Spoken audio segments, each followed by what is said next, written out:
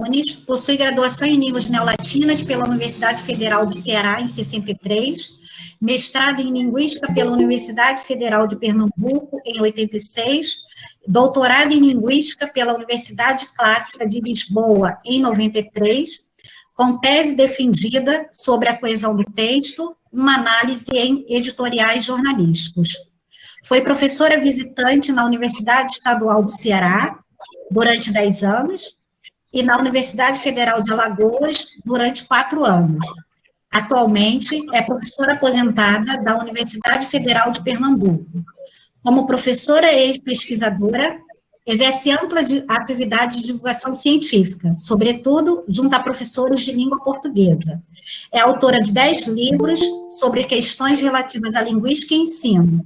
Atua ainda em cursos, palestras e debates em torno de temas como língua, texto e discurso, gêneros textuais, produção escrita, leitura e formação de professores. Agora a palavra é sua, professora. Tá certo. Bom, uma questão que me preocupa um pouco é saber por que se dá tanto valor à leitura. E então, naquele livro, a aula de português, eu desenvolvi uma parte exatamente como explicação para a importância da leitura. Por que a leitura é tão importante? Entende? E a gente vai ver isso durante a palestra, durante a conversa. Pode passar. Vou iniciar essa palestra exibindo dados de uma pesquisa sobre a leitura na escola. Essa pesquisa foi realizada e tem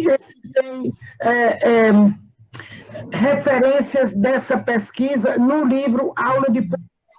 Essa pesquisa foi realizada pela professora Lilian Martins da Silva, junto a alunos de escolas públicas de Campinas, São Paulo, e tinha como objetivo saber se os alunos liam nas aulas de português.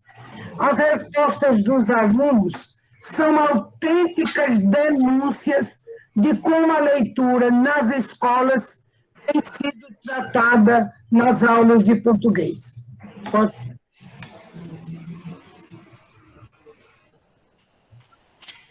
A questão, se liam durante as aulas de português, os alunos responderam. Prestem atenção às respostas dos alunos, que são esclarecedoras, mas são, como eu disse, verdadeiras denúncias. Se liam durante as aulas de português. Os alunos responderam, nunca, porque não sobrava tempo. E não sobrava porque vocês sabem o que é que se faz nas outras horas. Não, nunca, porque não sobrava tempo. Nunca, porque a professora achava, olha só, achava que perderia muito tempo de aula. É sério, né? Pouco, porque nos primeiros anos escolares eu fiz muito exercício. Procurar ditongo, tritongo, separar sílabas, separar as sílabas das palavras. A professora dava a matéria, explicava e nunca deu uma aula de leitura. A gente lia apenas o livro da matéria.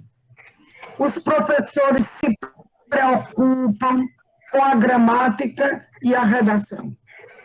E não sobra tempo para a leitura. E a questão, por que não há tempo para a leitura em sala de aula? Os alunos responderam, porque tinha que ir com a matéria para frente. Sabemos qual é a matéria, né? A gramática, as classes de palavras, as análises sintáticas, ou tinha que ir com a matéria para frente. Foram poucos os professores que mandaram ele. Se lêssemos, olha só, não dava tempo para aprender toda a matéria, como se tivesse uma coisa mais importante do que a leitura. Olha só, atrapalha o professor em suas explicações. É uma coisa séria. Atrapalha o professor em suas explicações. Não é possível, eu botei ali, perder até uma letrinha vermelha, não é possível perder uma aula de português apenas para ler um livro. Olha o que é que está na cabeça das crianças, dos alunos. E se está, é porque alguém ou disse isso, ou sugeriu, né, entende? Não é possível perder uma aula de português apenas para ler um livro. As aulas eram mais importantes. A professora acha que não estamos preparados para ler livros. E vai se preparar como? É lendo. É lendo que se prepara. Pode passar. Como é a leitura numa perspectiva interacionista, né? Eu gosto dessa palavra interação, porque é interação, ou seja, ação entre várias pessoas. Se eu puser se eu trouxer essa cadeira para cá, eu sozinha, não é interação. Se eu convidar alguém para pedir a seu Maurício para pegar essa cadeira aqui comigo, é uma ação entre nós dois, entende? O que significa dizer que eu tenho que adaptar, ajustar o meu ritmo ao dele, o fato de levantar mais ou menos a cadeira, ou seja, interação entre sujeitos. As ações de linguagem são realizadas numa interação entre sujeitos, o que fala e o que ouve, ou entre o que escreve e o que lê. Nessa perspectiva, a atividade da leitura é uma atividade a dois. Estão ambos participando ativamente da atividade. Ou seja, essa coisa de quem lê e está passivo, apenas recebendo, não. Quem lê, quem ouve está, e quem lê, quem ouve e quem lê está participando ativamente, porque está procurando, fazendo cálculos para entender o que é dito ou o que é lido. Uma atividade de leitura estão ambos participando ativamente da atividade, a qual implica a participação cooperativa de ambos. O autor colabora com o leitor e o leitor colabora com o autor. Na construção e na reconstrução do sentido e das intenções pretendidos pelo autor e interpretados pelo leitor. Então, vale a pena a gente se perguntar se toda experiência de leitura na escola é assim nessa perspectiva interacionista, ou se quem ouve a leitura, e a escola faz muita leitura em voz alta, quem ouve a leitura não cai não sente que está colaborando com o autor. Na busca interpretativa empreendida pelo leitor, os elementos gráficos que constam na superfície do texto, as palavras, os sinais, as anotações, funcionam como verdadeiras pistas ou instruções do autor que conduzem aos sentidos desejados. Olha, de propósito, eu pus isso aqui em negrito e pus esse aqui em vermelho, para chamar a atenção. São notações ou são elementos gráficos que funcionam como pistas ou como instruções.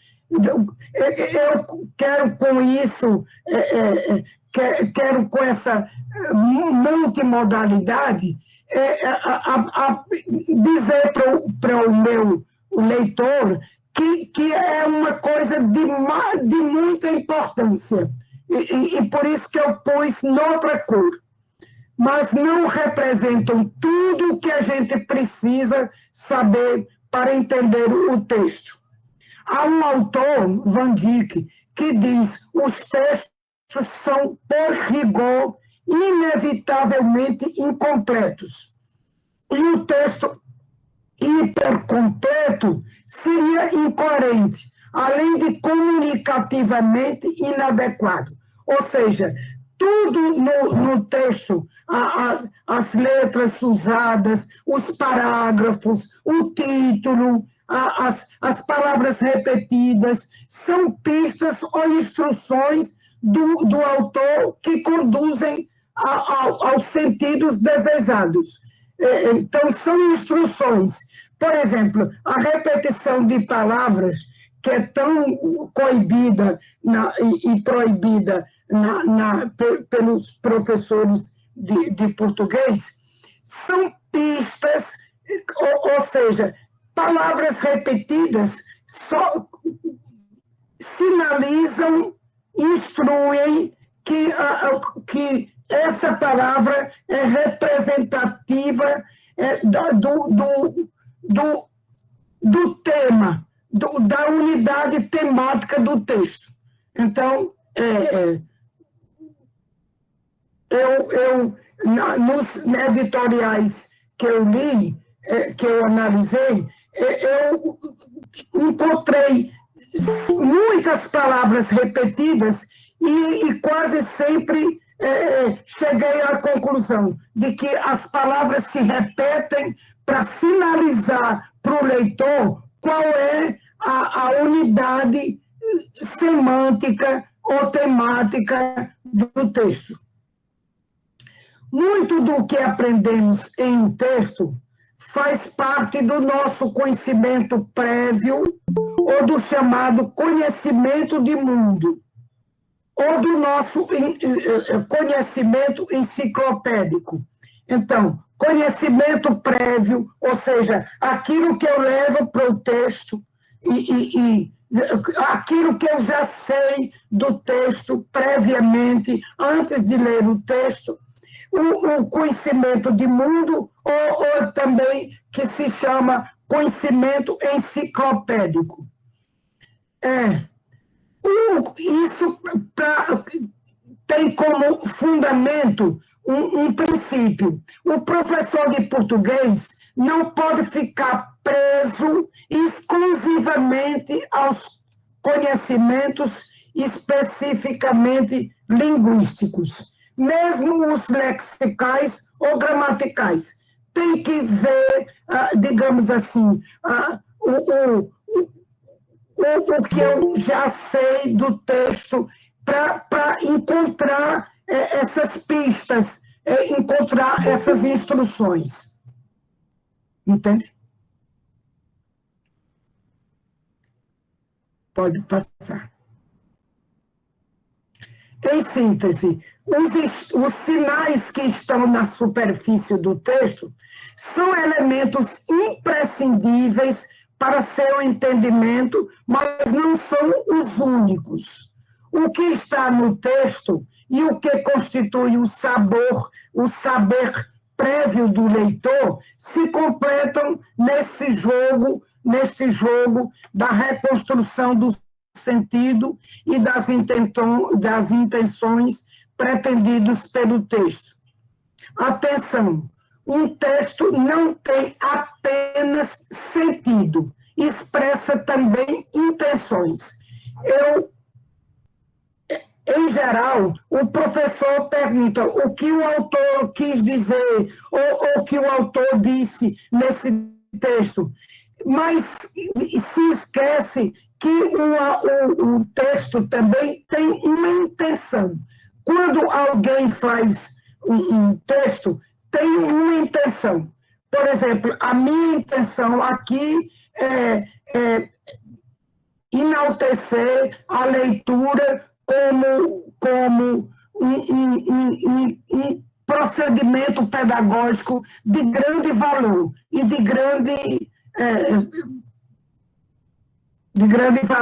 grande uso. Um texto não tem apenas sentido, mas tem intenção. Entre as motivações, eu pus no título, motivações para a prática da leitura. Entre as motivações para a prática da leitura, podemos citar o acesso ao conhecimento produzido.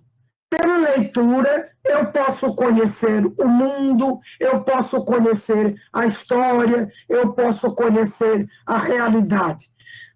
A leitura favorece, portanto, a ampliação dos repertórios de informação.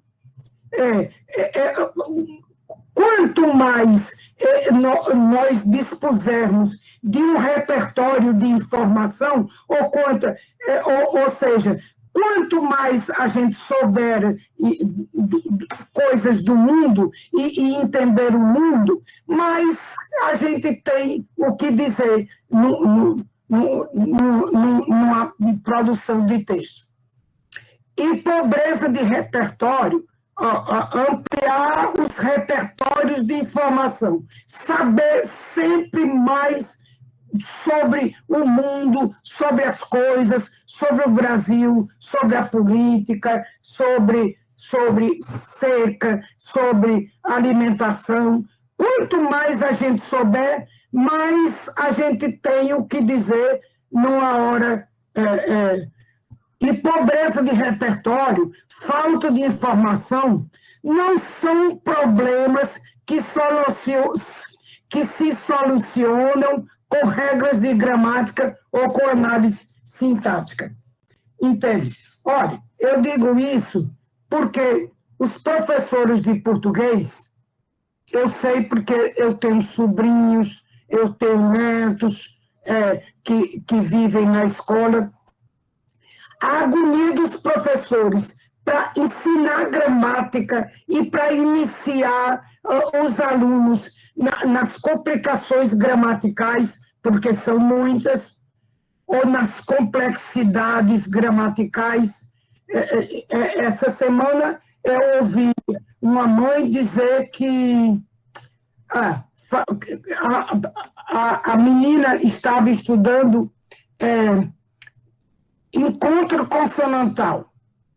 Aí me disse que por que aí tem um encontro consonantal, o RQ. Eu disse, não, encontro consonantal tem que ser duas consoantes na mesma sílaba. Entende? Aí, não, é porque é um encontro consonantal, tem um encontro consonantal perfeito, imperfeito e não sei mais o quê. Meu Deus do céu, eu me pergunto por que encher o tempo, encher a paciência das crianças, a vontade de aprender com essas coisas.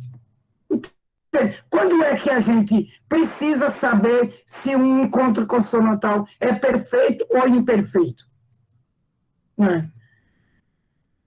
Então, essa ampliação de repertórios é fundamental. E essa pobreza de repertório ou falta de informação não são problemas que se solucionam com regras de gramática ou com análise sintática. Não. Para escrever bem, é preciso, antes de tudo, ter o que dizer. Ter o que dizer. Se eu não tenho o que dizer, é um sofrimento escrever. E Mário Perini, na gramática que ele escreveu agora, gramática contemporânea do português brasileiro, ele diz e a Taliba também, a Taliba Castilho também diz que não se aprende a escrever com gramática. Entende? Não se aprende a escrever, só se aprende a escrever escrevendo. Como se aprende a falar falando. Entende? A leitura possibilita a experiência gratuita, mais uma motivação, do prazer estético, de ler pelo simples gosto de ler, para deleitar-se com as ideias, com as imagens criadas, com um jeito bonito de dizer literariamente as coisas. É para esse plano de leitura que se destinam os textos literários. Parece que os professores não sabem disso, porque põem, às vezes, divulgam um soneto, e o que pedem aos alunos é: contem quantos versos tem esse soneto. Pelo amor de Deus. Quer dizer, o soneto tem que ser experimentado, vivido, e quem lê,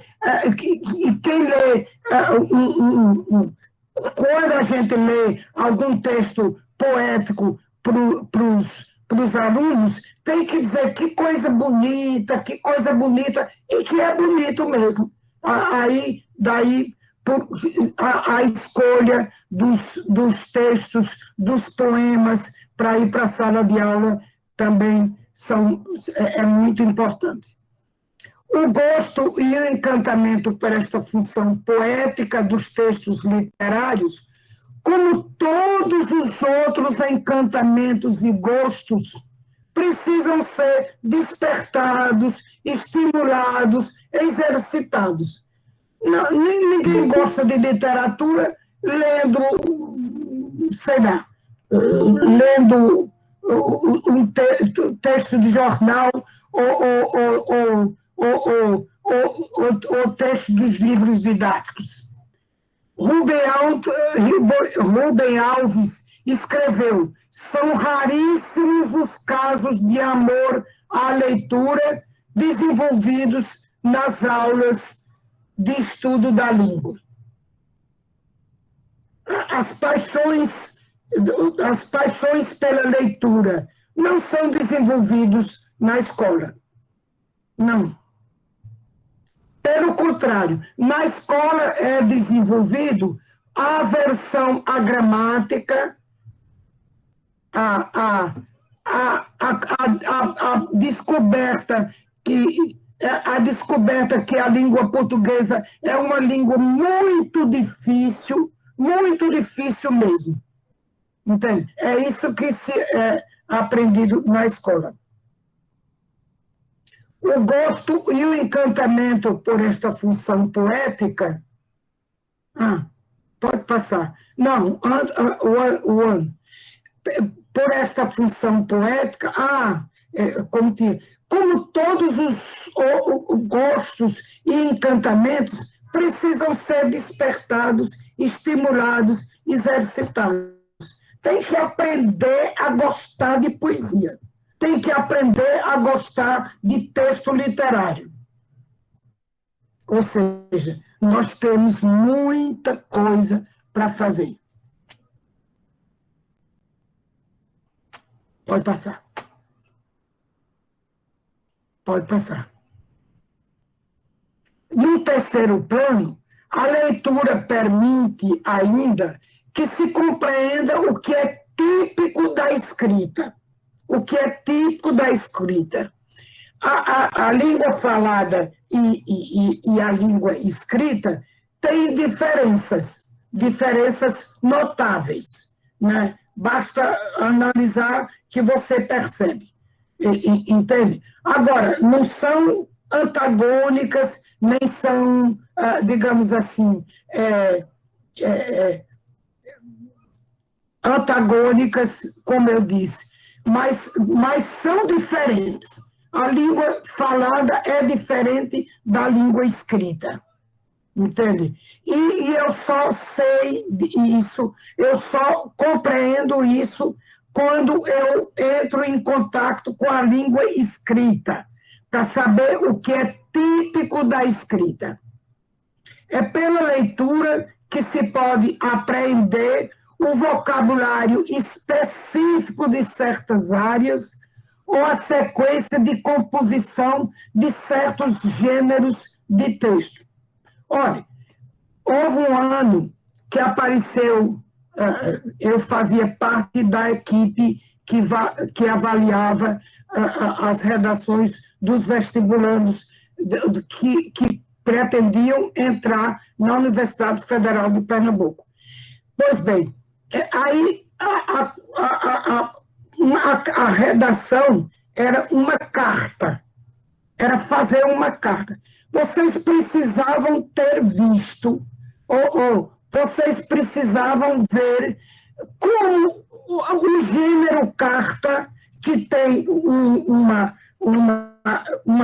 uma certa estabilidade, toda carta é mais ou menos de um jeito, toda ata é mais ou menos de um jeito, um poema é de um jeito, ou seja, cada gênero tem a sua composição. E como é que se eu não leio, eu não vou compreender especificamente o que é próprio desse gênero e o que é próprio da língua escrita. Às vezes, os alunos... bom, eu não vou falar sobre tal coisa porque eu não sei. Quer dizer, esse bom, que é da língua oral, ou tá entendendo, tá? Isso é próprio da língua oral. Pode passar. Daí que deve acontecer na escola. Leitura de textos autênticos. Olha, eu vou dizer uma coisa. Toda professora manda os alunos formar frases. Aparecem umas figurinhas, aí bota o nome da figurinha, banana, maçã, aí forme frases com essas palavras. Meu Deus do céu, porque o tempo de aula de português é para aprender a fazer texto, a escrever texto, não é frase. Leitura de textos autênticos, quer dizer, com autor, publicados, escritos ou falados. Leitura na perspectiva interacionista, encontro entre autor e leitor, para que se identifiquem os sentidos e as intenções. Leitura contextualizada, diga quem é o autor, em que ano foi escrito, por que se escreveu tal coisa. Leitura motivada, que se fale sobre leitura, que se estimule os alunos para que eles leiam. Portanto, leitura motivada, leitura crítica, leitura apoiada no texto, ou seja, em que parte do texto o autor diz tal coisa. Leitura diversificada, leitura por pura curtição, leitura que permita a experiência da inserção no mundo da escrita no mundo da escrita ou da cultura letrada. Entende? O que deve acontecer na escola. Leitura de textos autênticos, leitura na perspectiva interacional. Leitura de textos autênticos não é leitura de texto inventado, criado. Leitura de textos autênticos que tem um autor, que tem uma história, que foi publicado, que tem uma intenção, para que se identifiquem os sentidos e as intenções. Leitura contextualizada, ou seja, quem foi que escreveu isso, quando. Leitura motivada, ou seja, tem que ser. Às vezes, o professor esquece de motivar os alunos. Não é chegar assim, sem mais nem menos, aí trazer um texto. Tem que ter alguma motivação para que o aluno goste ou queira ler esse texto. Leitura crítica, que é uma coisa que vale muito para o resto da vida. Leitura apoiada no texto, que se saiba dizer em que parte o autor tomou partido de uma ideia, ou defendeu uma ideia, ou acusou alguém. Leitura diversificada, ou seja, textos diferentes, textos diversos, né? E leitura por pura curtição. Leitura de poema, leituras de poemas, de crônicas, entende? Leitura que permita a experiência da inserção no mundo da escrita ou da cultura letrada. Olha, tem um conceito atual que é o do letramento. Vocês já ouviram falar em letramento? Já, letramento, né? Que é essa inserção do aluno no mundo da escrita, né? A inserção do jovem ou do aluno no mundo da escrita, porque, em geral, as aulas são orais, não é? Inclusive essa. Mas tem alguma coisa escrita por aí, né? Mas a experiência do aluno, quando houve explicações, as aulas são dadas oralmente, entende? Então, o aluno precisa ler para entrar no mundo, numa experiência da cultura letrada, ou do letramento, ou do mundo da escrita. Tá certo? Eu acho que nós chegamos ao final, não? Motivações e perspectivas para a leitura.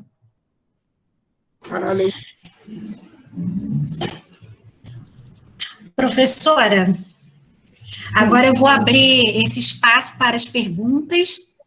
Quem quiser pode abrir o seu microfone, a câmera e fazer a pergunta diretamente à professora.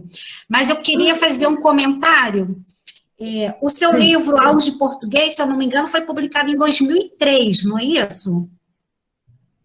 Então, ele já tem quase 2 décadas. Aí, no início da sua fala, em que por favor. Tá. Em que a senhora apresentava o que as crianças diziam, por que não tinha aula de leitura, eu ficava constatando que, infelizmente, mesmo, né, durante esse período já de quase 2 décadas, muita coisa ainda não mudou desse quadro, principalmente nesse contexto remoto. Quando eu leio essa pesquisa, eu digo, se fizesse essa pesquisa hoje, talvez muita coisa diferente não ia acontecer. Eu tenho percebido, como uma experiência de mãe, de adolescente, que nesse contexto de aula remota, a primeira coisa que foi suprimida da aula foi a leitura. Ano passado, minha filha estava no 9º ano, a escola não trabalhou o paradidático, sempre trabalhava o paradidático todo o bimestre. A primeira coisa que a escola fez foi suspender o trabalho com livro paradidático. Esse ano, ela está no 1º ano do ensino médio. Já estamos em abril e ainda não foi trabalhado nenhum livro. Então, parece que trabalhar a leitura é perder tempo nesse contexto remoto. Exatamente. Foi a primeira coisa que foi extraída. Um aluno diz, porque se lêssemos, não ia dar tempo para aprender toda a matéria.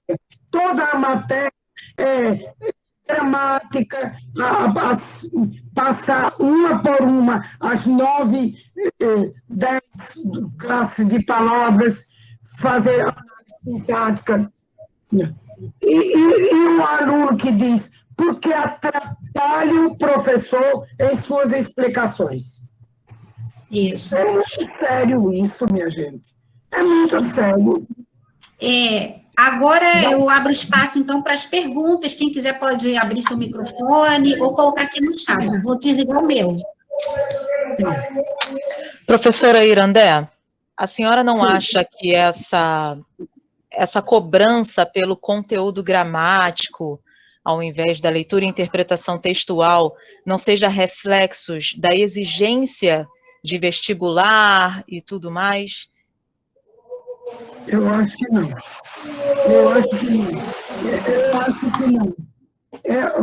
Olha, pode ser que tenha sido no passado, mas faz muito tempo que as provas dos vestibulares não têm uma questão assim, especificamente sobre gramática, sobre análise sintática, não tem.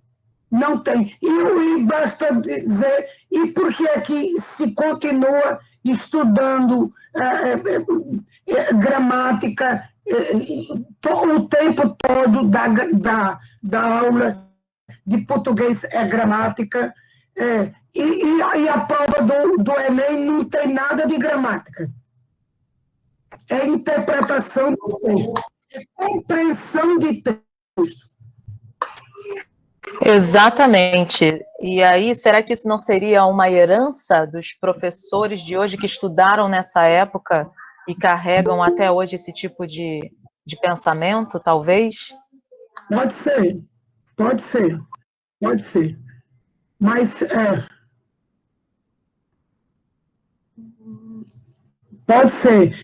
pode ser que já a coisa já esteja tão fundada, já se criou um hábito, e realmente, se a gente fizer uma pesquisa, ou outra pesquisa que foi feita, foi sobre o que os professores ensinam. É gramática. E a gente tem em casa experiência com os filhos, com os netos, com os sobrinhos, é tudo.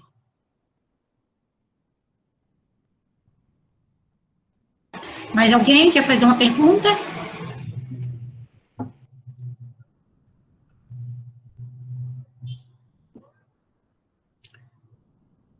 Professora Irandé, estão falando aqui no chat sobre o preço do livro, que é muito caro, e agora também, né, tem uma política de taxação dos livros, que vai tornar mais caro ainda. O que senhora acha que isso também pode dificultar esse interesse pela leitura no Brasil? Olha, deixa eu dizer uma coisa. Olha, esse livro custa R$ 30. R$ 30. R$ 30, dos quais eu ganho 3, porque eu ganho 10%. Entende? Mas escreve quem quer e leia quem quer. Lê quem quer, ou seja, lê quem admite que a leitura tem ganhos.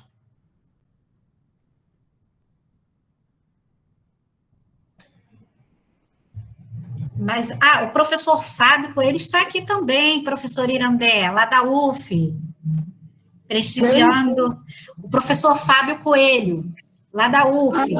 Certo.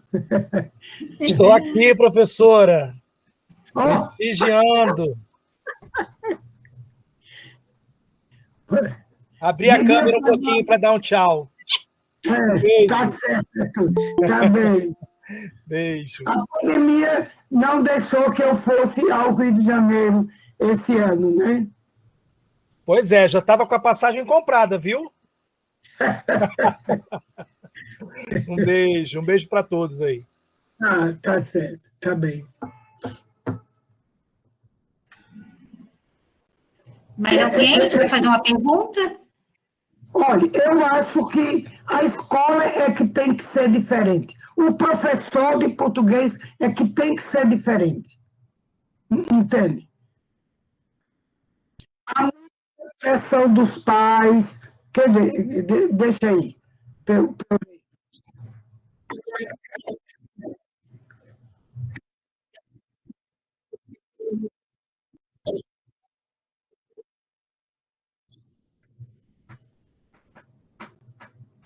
Eu analisei livros didáticos durante 10 anos. Os livros didáticos que precisavam ser analisados para o governo comprar e oferecer às escolas. Às vezes se pergunta do texto o óbvio, assim, eram 3 porquinhos que moravam na fazenda, moravam no sítio. Aí a pergunta é: quantos eram porquinhos? Quantos porquinhos eram? Entende? Aí não precisa nem ler para interpretar. Olha, eu sou convencida de uma coisa. Muita mudança tem que acontecer na escola. Muita mudança tem que acontecer na escola. Muita mudança, muita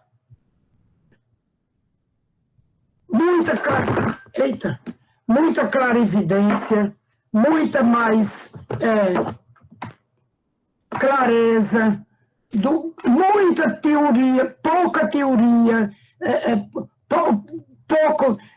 Isso que vocês estão fazendo, o mestrado, é altamente importante, entende? Porque sem uns fundamentos teóricos, a gente não muda. Vai fazendo a mesma coisa que fez a mãe, que fez a avó, ou seja, agora,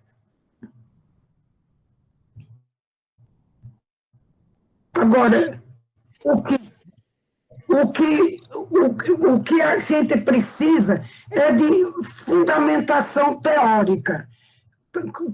E é engraçado porque os mestrados de linguística são muitos os professores que fizeram mestrado e continuam ensinando do mesmo jeito.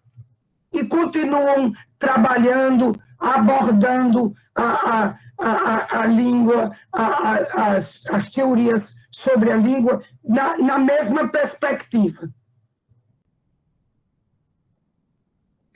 Professora, eu sinto na pele, como professora, né, como meus colegas também que estão aqui na aula, quando a gente está na sala de aula, tentando fazer uma abordagem, como a senhora mesmo coloca, eu até coloquei no chat, né, que a senhora coloca no livro, aula de português, que o professor tem que ser um vendedor de livros. Eu tento vender os livros, eu tento vender os textos, né? É complicado, porque tem a gramática, tem a carga horária, tem a grade curricular, tem um conteúdo que tem que dar de conta, tem a coordenadora que fica cobrando da gente. Eu até já tentei, pesquisando, como a senhora está colocando, que a gente realmente precisa estudar muito, muito, muito, como aplicar as orações subordinadas, substantivas, numa aula de leitura, entendeu? Para ver se a gente tenta justamente trabalhar a leitura, né? Então, assim, a gente às vezes separa a gramática e a leitura, podendo até contextualizar as coisas, né? Contextualizar o que precisa realmente é de estudo. Infelizmente, nós às vezes não temos tempo de estudar, né? A carga horária é pesada, a cobrança é grande, né? E aí vem o conteúdo e diz, o seu conteúdo está atrasado, e aí as aulas de leitura acabam ficando para trás, mas eu tento, mas ainda é difícil. E como a gente precisa realmente estudar para isso, né? Exatamente. Estudar Exatamente. muito mesmo para isso. É difícil, até porque, olha, mas a gente não pode esperar que a escola mude. Entende? A gente é que muda a escola. A gente é que muda. Olha, eu me lembro, eu, professora na Católica, já estudando inglês, já estudando mestrado, já me matriculada no mestrado, e o professor, o coordenador do curso de letras, ia olhar na caderneta o que eu tinha assinado, entende? Se eu tinha assinado, por exemplo, análise sintática, ou se eu tinha ensinado uma aula de leitura, e eu me soltei. Me soltei. A gente tem. Olha, esse exemplo que eu dei dos encontros consonantais, quando é que uma criança precisa saber qual é o encontro consonantal perfeito e o imperfeito? Ele precisa saber ortograficamente quando o porquê é separado, quando é com acento, quando é uma palavra só. Isso é ortografia. Ele precisa pensar e ter clareza das coisas, e ter o que dizer, e escrever. E começar a escrever. Mas, professora, a senhora não acha que também acaba sendo muito difícil para nós, professores, disputarmos com todo o aparato tecnológico e redes sociais e coisas que distanciam um pouco o aluno do livro, fisicamente falando, para atraí-lo para esse tipo de leitura? Então, acaba que eu acredito que muitos professores cansam e se sentem vencidos nessa batalha, e consideram mais fácil se render a essa educação tecnicista tradicional. Não acho. Não acho que eu acho que o prazer que você tem de ajudar uma pessoa, deslanchar uma pessoa, soltar uma pessoa na vida, querer despertar nas pessoas o gosto por aprender, entende? Não tem preço. Não tem. Concordo, com certeza. Mas se houver uma resistência, talvez alguns professores acabem sucumbindo, né? Escute só, toda mudança supõe deslocamento. Eu estou aqui e preciso ir para lá. Entende? E esse deslocar dá trabalho. eu deixo aqui um lugar seguro e vou para um inseguro, entende? Mas é uma questão de experiência, de gosto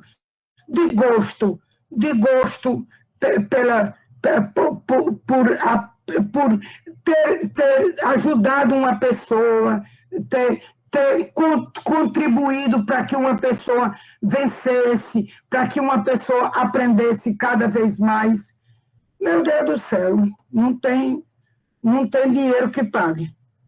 Professora, mas para que haja essa mudança, essa mudança não necessariamente tem que vir somente do professor. A escola tem que apoiar, os pais têm que apoiar, e eu acho que esse é um dos maiores desafios, porque o professor, ele está ali, ele pode ter o amor que for, ele pode ter o dom para ensinar, porém, se a escola e os pais não chegarem juntos, o professor sozinho não consegue dar conta. Olha, exatamente. Não é o professor sozinho que vai fazer isso. É o professor. Agora, ele só vai tentar influenciar os colegas, ele não vai faltar a uma reunião, e numa reunião ele vai trazer propostas boas, propostas diferentes, ele vai arriscar, digamos assim, e vai começar. Olha, começar. Tudo tem um começo, ou não tem. Se não começar, não vai. Professora? Não vai. Olha, escutem, eu já fui professora de português. Quem foi que falou em classificação das orações? Eu fui professora, classificando as orações, todas direitinho. Hoje, se eu der aula, eu não vou ensinar a classificar orações. Olha, eu já vi, eu vejo cada coisa, eu já vi um trabalho de uma professora que pediu, que dava A, B, C, D, uma série de 5 palavras. Aí, diga a série, mostre a série em que há um dígrafo nasal. Eu tenho doutorado, eu não sabia nem o que era dígrafo nasal. Dígrafo nasal. Aí era a palavra dente. Esse E-N. O dígrafo não são 2 sílabas, não, 2 letras com o som de uma. Esse era dente. Tem um dígrafo nasal. Vocês sabiam? A palavra dente tem um dígrafo nasal. Sabiam disso? Sim. Não. Balança a cabeça. Professora, o Gustavo fez uma pergunta a partir de uma afirmação da sua fala. Na sua apresentação, a senhora diz: um texto não tem apenas sentido, expressa também intenções. Ele faz 2 perguntas. Que perguntas podem ser feitas para verificar a compreensão dos estudantes sobre os sentidos e as intenções de um texto? Que tipo de pergunta? O texto diz, o autor disse tal coisa. Agora, a intenção, digamos assim, a função desse texto, a função desse texto é defender um ponto de vista. Esse texto é uma narrativa, mas que tem como função acusar alguém ou pregar, propor um outro comportamento social, etc. A intenção é, se você escrever o texto para defender, para comentar, para narrar, a função é se você para esclarecer, para explicar, é a função, é a intenção. Aí ele pergunta, é possível chegar às intenções do autor? Pode chegar, porque ele deixa pista no texto, Por exemplo, olha, motivações e perspectivas para a prática pedagógica da leitura na escola. Entende? Aí, motivações, ou seja, por que ler e perspectivas. Quais são as perspectivas? O meu texto é explicativo, e digamos assim, é explicativo e é propositivo no sentido de que eu quero que as coisas que estão aqui, as definições que estão aqui, elas passem a ser, digamos assim, vivas, vivenciadas na escola. Mas você pode saber, olha, você pode saber qual é a intenção do autor pelas palavras que ele usa, entende? Não acho que seja... Ele vai expressar a intenção. Se ele não expressar, ele não é bom escritor.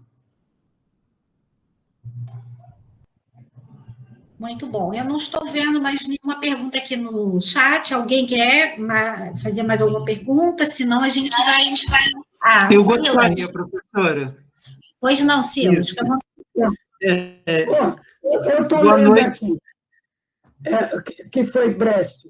Eu sustento que a única finalidade da ciência está em aliviar a miséria da existência humana.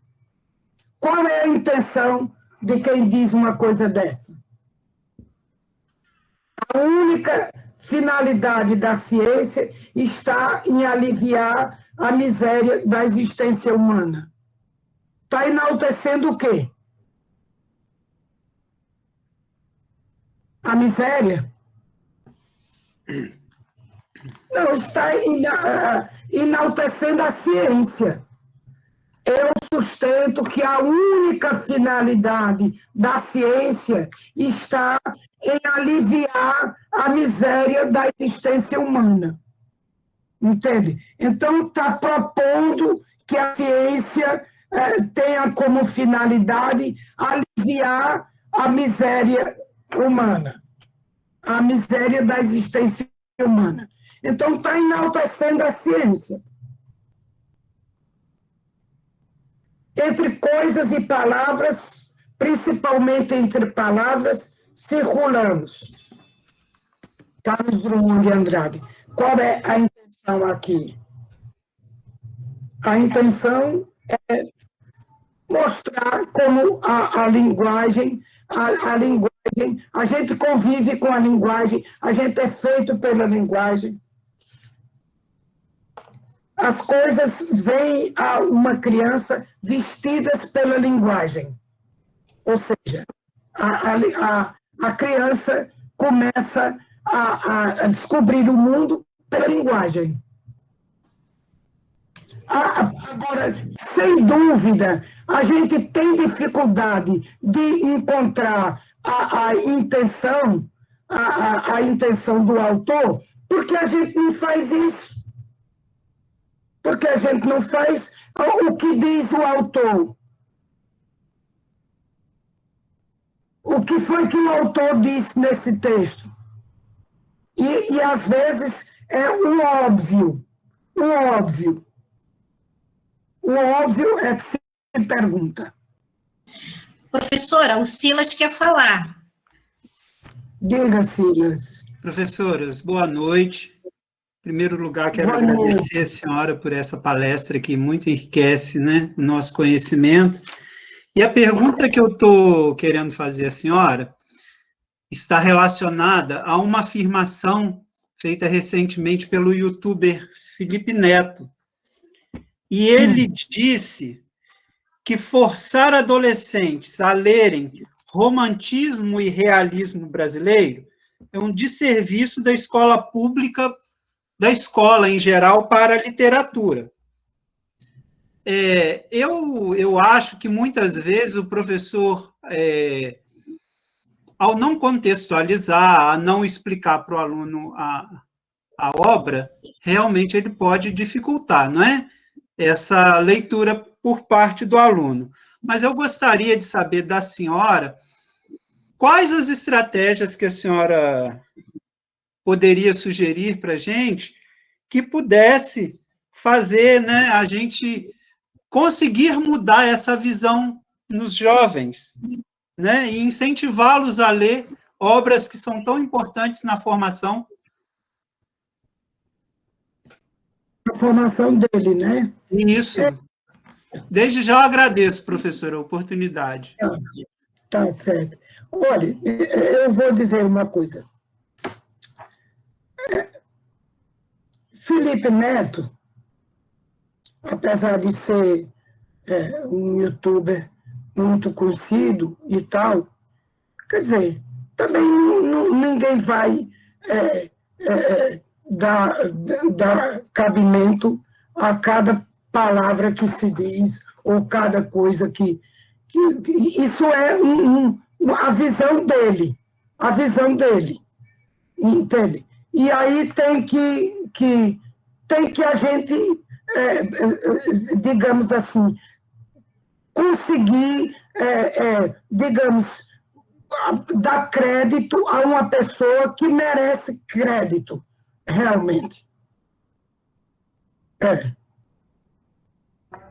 A senhora não acha que talvez apresentar os clássicos de uma forma que atraia mais esses adolescentes seria uma alternativa? Porque, por exemplo, tem clássicos de Machado de Assis em histórias em quadrinhos. Seria essa uma alternativa, sim ou não? Podia ser.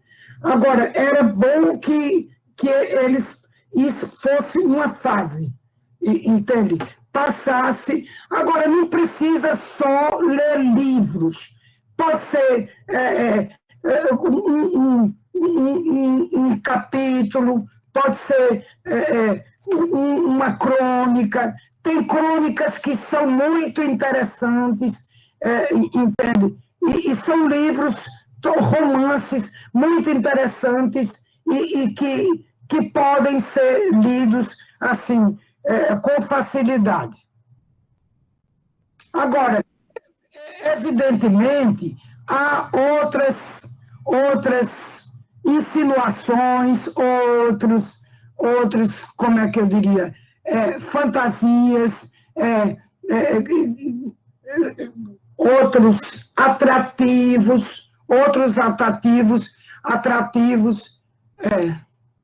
que como é que se diz? Colidem com a questão da leitura. Professora, o aluno Lucas Escobar, aluno nosso aqui da graduação, pediu para que a senhora pudesse falar um pouquinho a respeito de projetos de leitura na modalidade remota. Projetos de leitura na modalidade remota.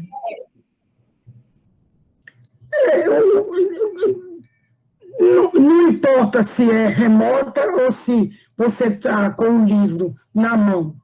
Entende? Depende do que você lê e depende de a motivação para a qual você lê. Entende? A Cíntia tem outra pergunta. Ela pergunta qual seria a melhor metodologia para o letramento e para a alfabetização? Olha, tem pesquisas que mostram que os pais que compram livros, que trazem livros para dentro de casa, que os pais cujos filhos veem os pais lendo, entende? Tudo isso motiva, entende? Agora, tudo. O fato de os pais estudarem, o fato de os pais serem escolarizados, tudo isso influi. A Maria do Socorro pergunta, ela fala assim, acredito que falte motivação e preparo alguns professores para desenvolver um trabalho com a leitura. Como motivar o professor? Olha, como motivar? Nós acabamos de motivar vocês. Eu acabei de motivar vocês apresentando razões, apresentando princípios teóricos, apresentando perspectivas, dando explicações, defendendo a prática da leitura como uma coisa boa, entende? Pronto. Quer dizer, o que é... Olha, eu já trabalhei numa escola em que eu dava, assim, um suporte. Eu ia lá uma vez por semana. Olha, todo ano a gente fazia um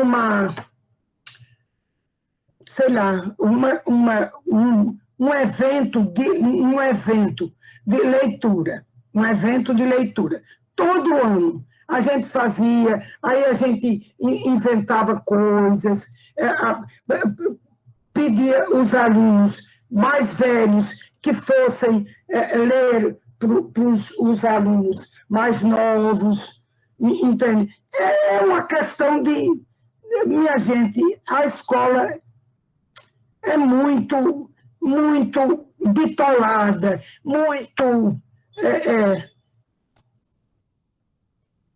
muito igual.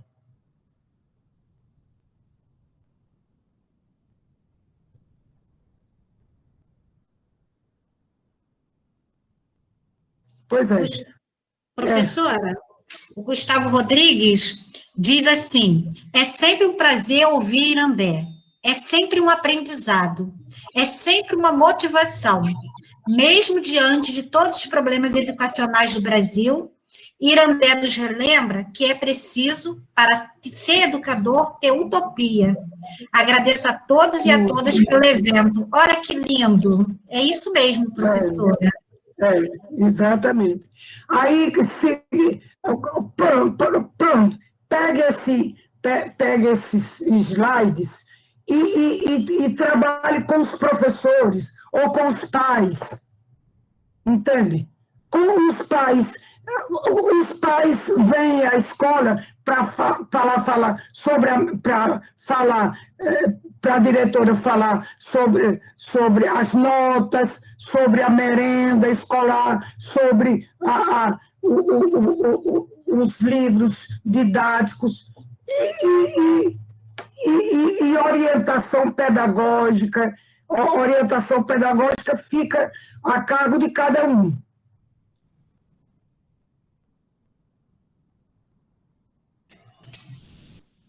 Bom, professora, acho que nós já podemos encerrar por hoje.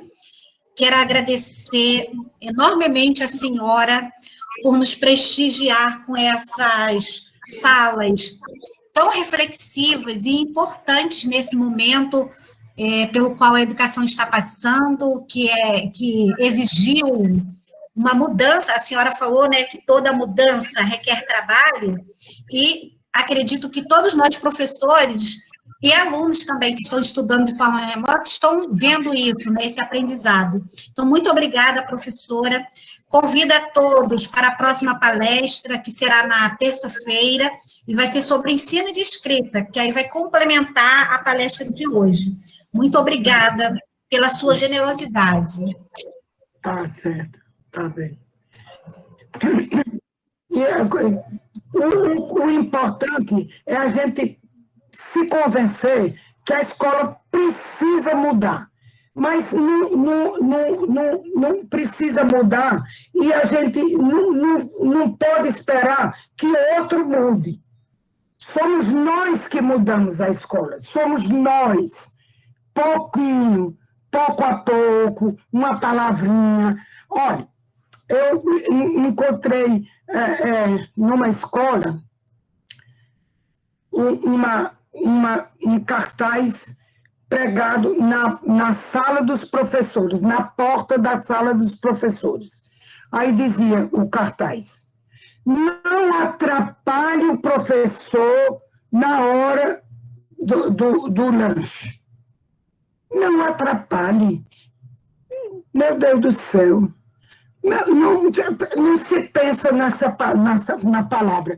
Um aluno me procurar não atrapalha nada. Um aluno me procurar me deixa com satisfação, porque ele quer saber, e sem dúvida, se eu o incentivei a querer saber mais, eu estou de parabéns. Pelo contrário, eu acho que nós temos uma grande contribuição para a sociedade. Nós somos muito úteis na sociedade, à sociedade. E principalmente se a gente abrir os olhos e a cabeça e a vontade para admitir certas coisas, entende?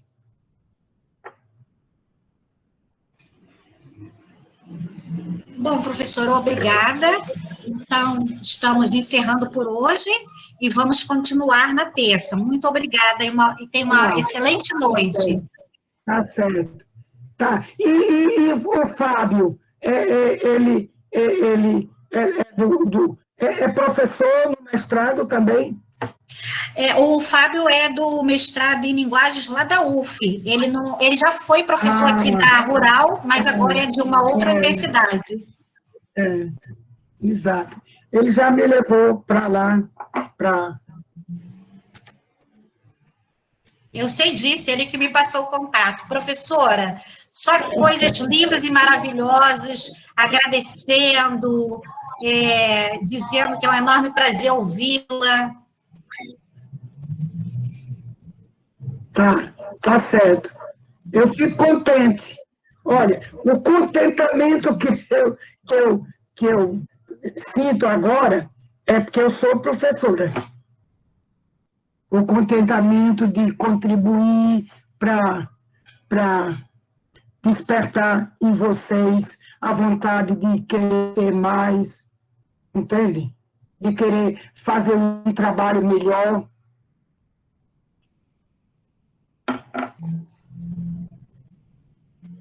Tá.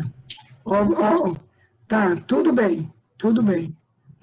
Agradecido.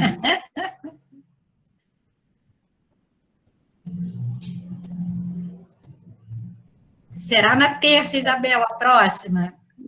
Tá certo, tá bem.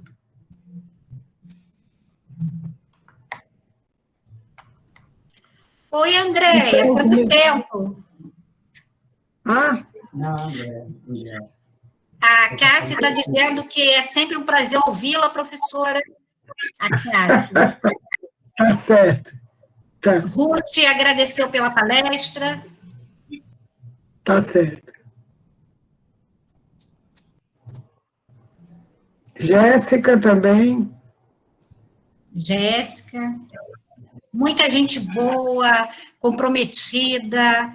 Todos nós que estamos aqui, né, professora? A gente está em busca dessa melhoria mesmo para a educação. Exatamente. Né? E a senhora nos inspira constantemente com esse gás todo, com essa energia e com essa utopia. Isso é bom, né? A gente precisa disso. Exatamente.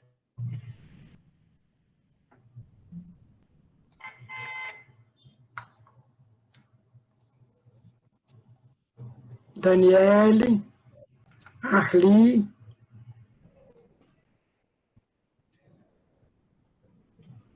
Fabiane, você quer falar alguma coisa? A professora Fabiane, que está me ajudando desde o início na organização desse evento, quero aqui expressar minha gratidão e meu carinho.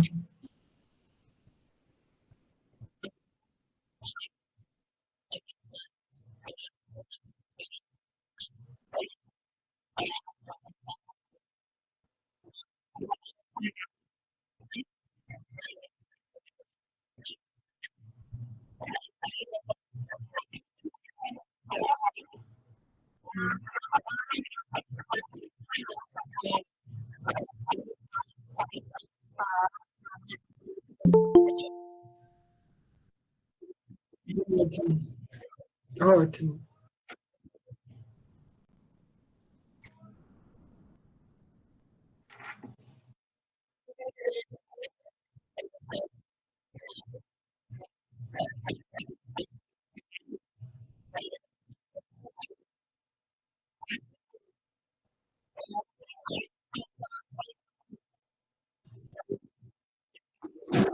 É o canal do Prof. Letras da Universidade Federal Rural do Rio de Janeiro.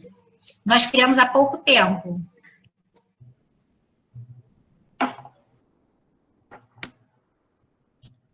É YouTube? YouTube? Não. Isso, nós vamos colocar no YouTube, isso mesmo.